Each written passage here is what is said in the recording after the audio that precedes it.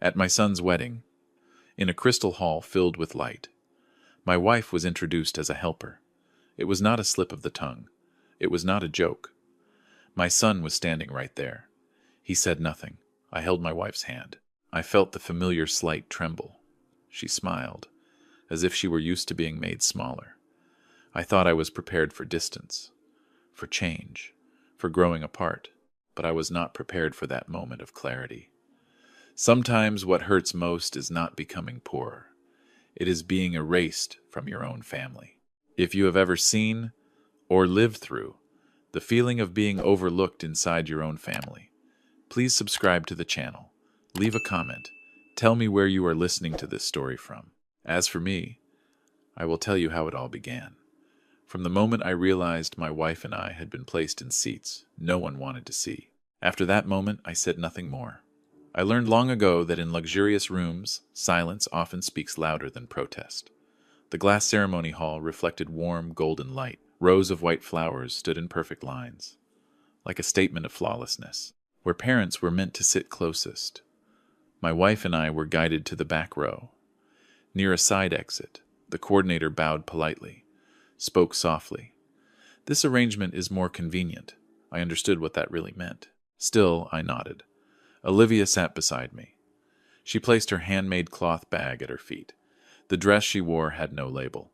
The stitching at her left cuff was slightly uneven. I was used to that. She never wanted to stand out. For Olivia, enough was a choice, not a lack. I looked around, shimmering gowns, tailored suits, laughter calibrated just loud enough to be noticed. We felt like two misplaced pieces in this picture. I thought about what Christopher had said on the phone weeks earlier. His voice was careful. Every word weighed. He told me I did not need to give a speech, did not need to stand up and congratulate anyone. "It keeps things cleaner," he said. I did not ask more. Sometimes a father chooses not to ask, to avoid hearing the answer he already knows. Olivia was the same. She only reminded me to bring a jacket. "The hall will probably be cold," she said. The music swelled. The bride and groom walked in to long applause. Jessica looked radiant, exactly the image she had always chased. Every step she took was calculated to draw attention. Christopher walked beside her. The familiar smile was there, but something about it felt stiff. I told myself it was just the pressure of a big day. I had defended my son that way for many years. Then, everything slipped. Jessica led a group of friends toward our section. Their voices were bright. Their eyes moved quickly, like they were taking inventory. Olivia stood first, out of habit. She always stood when someone approached, as if it were an unwritten rule of her life. I stood too, not out of courtesy, but because I did not want her to stand alone. Jessica looked Olivia up and down. I had seen that look before, many times, but never in front of so many people. She turned to her friends, smiled lightly, and said the sentence that froze the air. No raised voice, no emphasis, just one neat line, enough to place my wife beneath everything around her. I waited. I waited for Christopher to speak. Just one correction, one small gesture. He was standing right there, close enough for me to hear his breathing. But he said nothing. He nodded, very slightly. That nod was not for us. It was for the world he was trying to hold on to. Olivia did not react the way I expected. She smiled, lowered her head gently, the way she does when accepting a request in our small backyard. I felt her hand tighten in mine, then loosen. That was how she held herself together. I knew that sign. 30 years of marriage taught me when she was enduring something. I wanted to say so many things. But I also knew that at that moment, anything I said would be seen as out of place. More than that, I did not want to turn Olivia into the center of an argument she never wanted. I chose silence, not out of weakness, but because I was trying to preserve one last piece of peace for her that evening. The people around us quickly shifted topics. Attention drifted away, as if what had just happened were a detail not worth remembering. The music returned. Glasses clinked. I sat down, pulled the chair out for Olivia. She whispered that she was fine. I nodded, but inside me a door had just closed. No noise, no warning, just a quiet decision. I looked around the hall once more. The glass walls reflected us in the last row, small but unmistakably present. And I understood then. We were not seated by mistake. We were placed exactly where our son believed we belonged. From that moment on, I knew this evening would not end the way they had planned, not because I wanted to disrupt anything, but because the truth has a way of finding its path, even in rooms built to hide it. I kept my eyes on the ceremony hall, but my mind had left Palm Beach long before I realized it. There are moments when the present becomes too small to hold what is rising inside, and memory quietly finds its own way out. I looked at Olivia's hand resting on her lap. Thin fingers, a faint callus on her thumb. That mark did not come from diamond rings or crystal glasses. It came from earlier years, when we learned how to sacrifice without ever naming it. 30 years ago in Chicago, our apartment was on the 3rd floor. The wooden stairs creaked with every step. I worked during the day. At night, I took extra drafting jobs for a small shop. Olivia taught at the university. When night came, she graded papers and took on translation work. We did not talk much about being tired. We talked about Christopher, about his future, about the doors we believed education would open for him. The decision to send Christopher to boarding school did not come easily. The tuition was so high that we sold Olivia's book collection from her student days. I still remember that afternoon. Loading boxes of books into the car, Olivia stood quietly, her hand brushing the spine of the last book. She did not cry. She only said, "If these pages help him go farther, then we lose nothing." Then there was the house, the small home where Christopher took his first steps, where he drew his first crooked lines on the wall. We sold it to pay for the years that followed. Neither of us called it a loss. We called it an investment. Christopher was obedient then, bright. The letters from school were full of excitement at first. Then they grew shorter. His voice on the phone changed too. He shared less, asked less. I told myself it was a sign of growing up, that he was learning to stand on his own. I did not notice when the line between independence and distance was crossed. When Christopher graduated and entered the world of finance, that distance became clearer. He began to adjust how we appeared. The suggestions sounded reasonable. Dress more neatly. Avoid old stories. Do not talk about life in the countryside. I understood the pressure he faced in his new environment. I chose to go along. Olivia did too. She always believed that well-timed silence could protect the people you love, the small wooden house we moved into after retirement. Christopher never mentioned it in front of his friends. His visits were brief. He said the drive was long. Work was busy. I did not blame him. I believed everyone had their own rhythm. Still, each time he left, Olivia cleaned the living room more carefully than usual, as if afraid of leaving behind traces of herself. The call before the wedding was the first time Christopher said out loud what I had sensed for a long time. He told us to come, but there was no need to speak, no need to stand when introduced, and if anyone asked questions, he would answer. "The bride's family cares a lot about appearances," he said. "I just want everything to go smoothly." I heard Olivia's soft sigh on the other end of the line. She did not object. She only asked if Palm Beach would be cold. Now sitting in the back row, I understood what smoothly meant to my son. It meant we were present, but far enough not to disturb anything, visible enough to exist, yet faint enough not to be named. A slow bitterness spread inside me, not sharp, not explosive, deep, the bitterness of realizing that what you give in silence can also be denied in silence. Olivia leaned toward me, whispered that she was fine. I nodded, but inside me a question began to take shape, persistent, hard to dismiss. We did everything right so our son could hold his head high. So why, when he finally does, do we have to bow ours? The music shifted to something softer. A server passed by, placed a glass of water in front of us. I noticed a few guests glance over, curious, then move on. Maybe they heard that introduction. Maybe they believed it. Sometimes the truth does not need proof. It only needs to be accepted by the crowd. I held Olivia's hand tighter, not to comfort her, but to steady myself. I once believed time would wear away all differences, that given enough years, what is real would reveal itself. But that night I understood. Time can also cover things up, if people are determined to build layers thick enough. Christopher passed by our seats. His eyes avoided mine for a brief second. I did not call him back. I did not want to force him to choose. Not yet. But inside me a decision was slowly becoming clear. Not a decision to confront, but a decision to stop making ourselves smaller. Because if we continued to stay silent, that story about the helper would become the only truth told in this room. And I knew then it was time for memory, sacrifice, and everything we had hidden behind a simple life. To have a chance to speak, not in anger, but in truth, at the right moment. I do not know the exact moment when the air in the hall began to change. Maybe it was when the quiet murmurs faded, or when a few people straightened their backs, as if an invisible presence had entered the room. I only noticed when eyes stopped passing over us and began turning toward the main entrance. An older man walked in. His pace was slow but steady. He did not need an introduction. He did not need to raise his voice. His presence alone was enough to close conversations. I had seen him before, in newspapers. In financial reports, Christopher used to send me with excitement in his voice. Arthur Sterling. A name my son once spoke of as a great door, an opportunity that rarely comes twice. Jessica reacted first.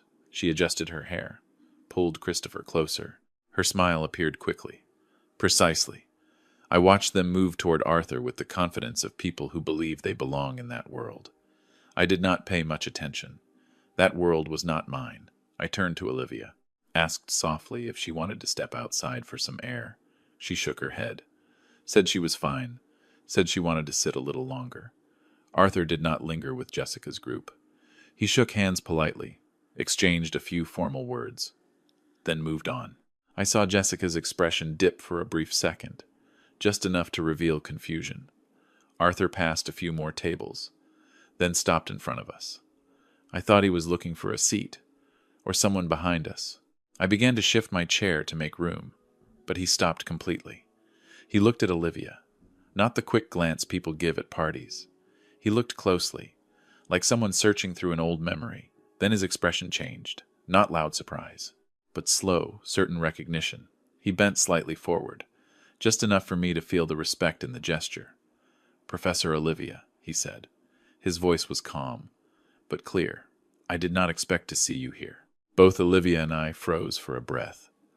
Olivia blinked, as if making sure she had heard correctly. "You are Arthur?" she asked, just as calmly. He smiled. A smile not meant for the room. 20 years ago, you gave me an opportunity I did not know I needed that much," he said. "That scholarship did not just let me continue studying. It kept me from giving up." The sounds around us seemed to drain away. I heard chairs shift. Whispers held back. I saw Jessica standing not far away. The smile on her face stiffened. Christopher turned around. His eyes widened, as if he had just seen something not included in any of his plans. Olivia looked slightly uneasy. She always does when people mention things she considers ordinary. "I only did what I thought was right," she said. "You worked very hard back then." Arthur shook his head. "Not just that," he said. "Your foundation funded my entire research group. Without that trust, I would not be standing here today." I felt Olivia's hand tremble slightly. Not from fear, but from being unaccustomed to her quiet work being named in public. I placed my hand on her shoulder. Arthur turned to me. His eyes studied my face, then suddenly lit up. "And you," he said, his voice slowing. "If I am not mistaken, you are Noah." I nodded. "The one who helped redesign the entire system for that pilot project," Arthur continued. "Your drawings saved us from a major failure." I did not deny it. I did not explain.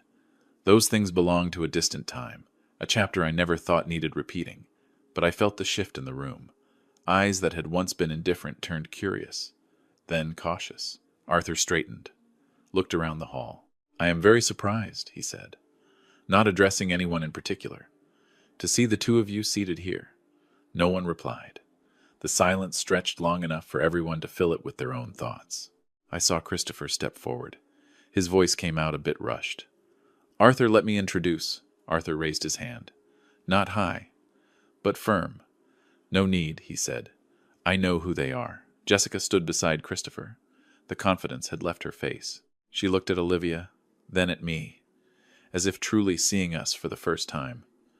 I did not see regret in her eyes, only calculation, looking for an exit. Arthur turned back to us, lowered his voice. "I do not know what the story is here," he said, "but if anyone ever thought the two of you were on the sidelines, That is a serious misunderstanding. Olivia gently shook her head, as if to end the conversation. We are here as parents, she said. That is enough. Arthur looked at her for a long moment, then nodded. He said nothing more, only greeted us once again before walking away. But everything that needed to be said had already been said, not through numbers, not through titles, but through the way people in the room began to look at us differently. I sat down. My heart beat slowly, heavily. I knew that from that moment on, every mask in this hall had begun to crack. Not because we tried to expose anything, but because the truth, when called by its proper name, does not need to raise its voice, to make itself impossible to ignore. After Arthur walked away, the room did not return to what it was. The music kept playing, but it sounded as if it had been turned down half a beat. Conversations resumed, yet they no longer flowed naturally. I could feel it clearly. The way people looked at us had changed. They were no longer glancing past. They were looking closer, longer, as if piecing together the fragments they had just received, wondering what they had missed. Christopher stood still in the aisle for a few seconds. Then he walked quickly toward us. Jessica followed. Her hand rested on her husband's arm, a familiar gesture like someone steadying herself when the ground suddenly tilts. I looked at my son. For the first time that evening, I saw real confusion on his face. Not worry about the wedding, but fear of losing what he had built with so much effort. "Dad, Mom," Christopher said. His voice was lower than usual. "What just happened?" I raised my hand. Not high, just enough to stop him, not because I wanted to interrupt, but because I knew, if I let him continue, the apologies would come too fast, too arranged. Olivia remained seated. Her hands rested neatly on her lap. She did not look at Jessica. She looked at Christopher. Her calm gaze hurt me more than any accusation ever could. Jessica bent slightly forward. Her voice softened. I didn't mean anything by it. It was just a small misunderstanding. She smiled, a smile trying to return to its familiar place. People are watching. Let's not make a big deal out of this. I heard that clearly. Don't make a big deal. In that moment, I understood something. To them, the truth was only an obstacle to be minimized, not something to be faced. I stood up. Not quickly, not slowly. I stood the way a man does after he has thought long enough. I don't think this was a misunderstanding, I said. My voice was not loud, but it carried far enough for nearby tables to hear. I think it was a choice. Christopher shook his head and stepped closer. Dad, I was trying to keep everything smooth. Smooth, for whom I asked. I did not wait for an answer. I turned to Olivia. Do you want to stand up? I asked. She rose slowly. She adjusted the hem of her dress. The familiar motion she makes when preparing to leave a place that no longer needs her presence. I reached into my inner jacket pocket, took out a thick, cream-colored envelope. No name on it. I had carried it all evening. Out of old habit. Part of me had hoped to give it quietly. This is our wedding gift, I said, holding it up. I planned to give it after the ceremony. Without anyone knowing, Christopher looked at the envelope. A familiar spark crossed his eyes. I knew he had guessed what it was. Jessica knew too. Her grip on his arm tightened. I thought, I continued, that as you build your life, a stable foundation would give you peace of mind. I paused, long enough for the room to settle. But then, I heard my wife introduced as someone there to provide support services. And I saw you remain silent. I opened the envelope. No one needed to see clearly. I knew what was inside. I folded the paper once, then again. The sound of paper was small, but in that silence, it was unmistakable. I tore it in half, then tore it again. The pieces fell into my hand. Light, meaningless. If keeping appearances requires making your mother smaller, I said, then this gift has no meaning. Jessica let out a very soft sound. Christopher stood frozen. I saw something collapse inside him, quietly, like a structure losing its support. I placed the torn pieces back into the envelope, folded it closed, like ending a chapter already read. Arthur had returned. He stood a few steps away. He did not intervene. He said only one sentence, enough that no one in the room could pretend not to hear. I need people who are not ashamed of where they come from, he said. That is the minimum condition for my trust. Christopher turned toward him. His mouth opened, then closed. Jessica lowered her head. Her eyes darted quickly, searching for an exit. I did not look at them again. I took Olivia's hand. Her hand was warm, steady, not trembling. We walked away. No one stopped us. The path from the back row to the main door had never felt so long, and never so clear. I heard whispers behind us, but they no longer reached me. I focused only on Olivia's steps beside mine. Outside, the old car was waiting. The driver opened the door, asked nothing. We sat down. The door closed. As the car began to move, I looked through the window one last time. The crystal hall was still glowing, but for me that light had closed, not out of anger, but because there are places where once the truth has spoken, there is nothing left to return for.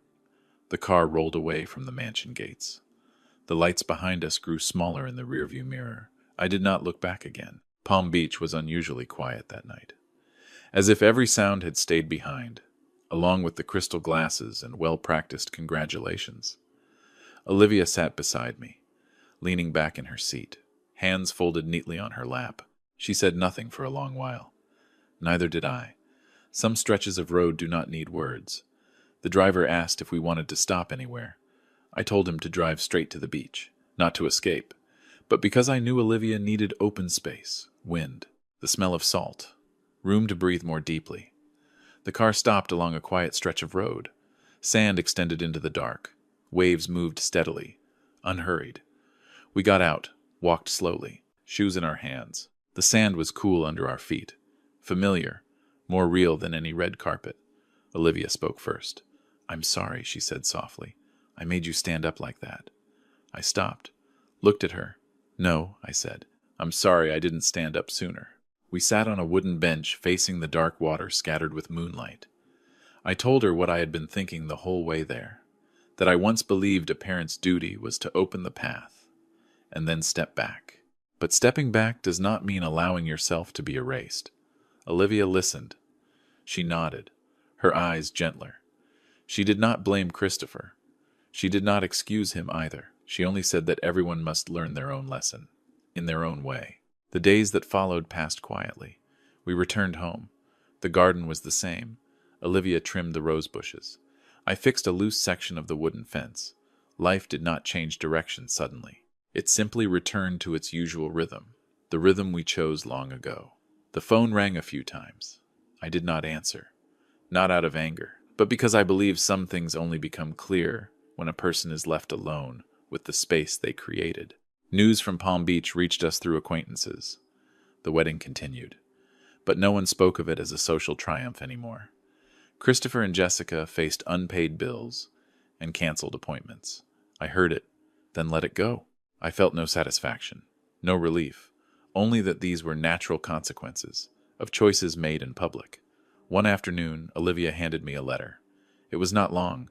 Christopher wrote that he needed time. He did not apologize in the way I once expected, but he admitted he had been afraid. Afraid of losing his place, afraid of being judged, afraid of not resembling the people he was trying to blend in with. I folded the letter, placed it on the table. I told Olivia that when our son was ready to speak as a son, not as someone making a presentation, we would listen. The sun slowly set behind the trees. Olivia brewed tea, set 2 familiar cups on the table. I looked at her, the woman once misnamed in a room full of light, now sitting here calm and whole. And I understood something. We did not leave that wedding in defeat. We left with our dignity intact. That night, I wrote a few lines in an old notebook, not to record what was lost, but to remind myself of what was kept. I wrote that true wealth is not found in gifts given, but in the ability to withdraw them when they begin to harm what matters most. I wrote that when someone chooses a humble life, it is not because they have nothing to show, but because they know what does not need proving. Olivia turned off the light, wished me good night. Before closing my eyes, I thought of Christopher, not with anger, but with careful hope. Maybe one day he will understand this. Parents do not need to be lifted by titles. They only need not to be pushed down in exchange for someone else's approval. Outside, the waves kept moving. Steady, patient, I fell asleep with a simple thought, that we had done our part. The rest life would teach. And if there is one thing I am certain of, it is this. Dignity is not something that can be taken from you, unless you hand it over yourself. If this story made you pause, even for a moment, I hope you will support it with a like, subscribe to the channel, and share it so honest family stories like this can continue to be told. The lesson I learned is simple. Parents may sacrifice everything for their children, but they should never trade their dignity for the price of acceptance. The most lasting wealth does not live in status or in the eyes of others. It lives in how we treat the people who have stood beside us from the very beginning.